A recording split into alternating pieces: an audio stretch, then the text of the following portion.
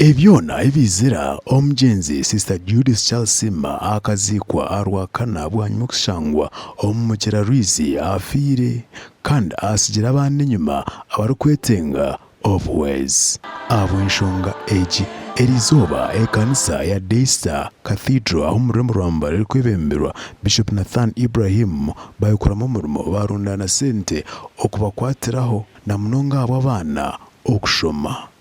As long as this church is here, Daystar Cathedral, Bishop Nathan Ibrahim, we shall stand with you until you make it. Empia ezarondano zaika milioni 4,760. The second born of the deceased. Ninye mwana wa kabiri omugenzi. The deceased was a member of this church. Omugenzi abira member w'ekanisa egi. From the time it started, Bishop Ibrahim Nathan Ibrahim has also been with us. Atwira hamwe naitwe. Has been with my mom, encouraging her, praying for her, being supportive. Atwire na mawe, ayemerire nawe, yamushagiko mushara, yayemerera nawe muri byonna. So I want to thank Daystar Mwinchirize nsime kanisa ya Daystar Cathedral for being there for her.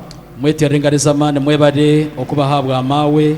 For the time she was there, akira kuyabira kiri mu magara gensi. You made sure you supported her. Mukamushagika obwire bw'ebikorwa n'okusiima n'okoreka rukundo yitu hari Judith yatachibasa kutureba mbwene yaza kwicira aha bana be. Twemerera cyandiko cya Bibuli David yabuza emoko omunzu ya Saulo tarno muwasigireyo tukabasa kumukora iby'imbabazi ahabwa Jonathan mureke Daystar Cathedral twemere nyowe no mucyara wanje Nathan Ibrahim nyowe nyinka personally ebinde biri Judith nakora no buri yamara mu kanusomo abana abatubi tubashingwe cyo baburo 1 ishebo ari umucomo wabana rigari ari turokucimanya nabo tachiro nimba shaba mu babere ba tata mbabere ba mama. I won't be quiet, my God is alive. How could I keep it inside? Hey, I won't be quiet, my God is alive.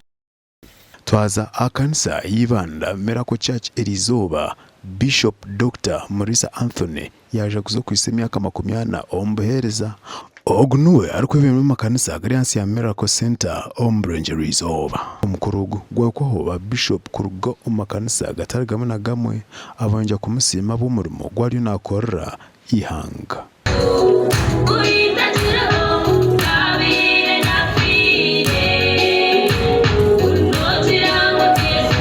Twantuzaguza kandi tusima rahanga abwamukize kandi harimo namutwara ni kikuru munonga kumanyaho wahika kandi ukamanya ngo bwire bwo kwengera ino bwobo mwene tusima rahanga. Bishop Anthony nabandi bahereza ba mukama banja kushaba bazire okunja kwetegura abana izo bari amande bariyo nibahumuruka. Abantu habura abazire baitu ecyo museme kutandikiraho number 1 tumusemere kutina abana banyu ako abazire bebiro bino numutina abana omwana mugambira amazima iyo nkoko watwize nali nkoko rukwenda mwana wawe sente school fees awaziha umuhabule ibyashimire kuza gukora hishomera iwe gamba bugamba bukwindura ubwenge bw'umwana nikiza kuruga habigambo byo kumugambira.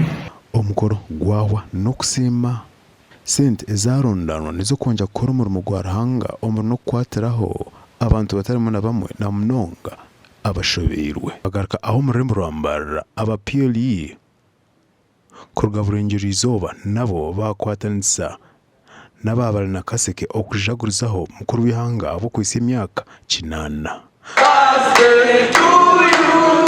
Happy birthday, DMC. Happy birthday to you.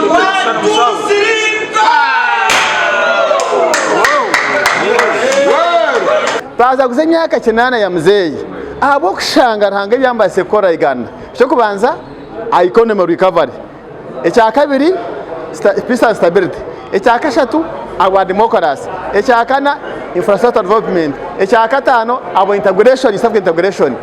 Ekindi okushanga president abere president w'abantu bona yawa president wa buri omu guaranteeing family ya president tumuruji kuberuho einemirembe kana president witu Museveni akabaruho asitamire hanga hari arukuhabura abari daza bakwija ubwo muntu n'umuhozi kinerugaba ukubonye ushagiki w'ikibina kitu kandi ba muhozi kinerugaba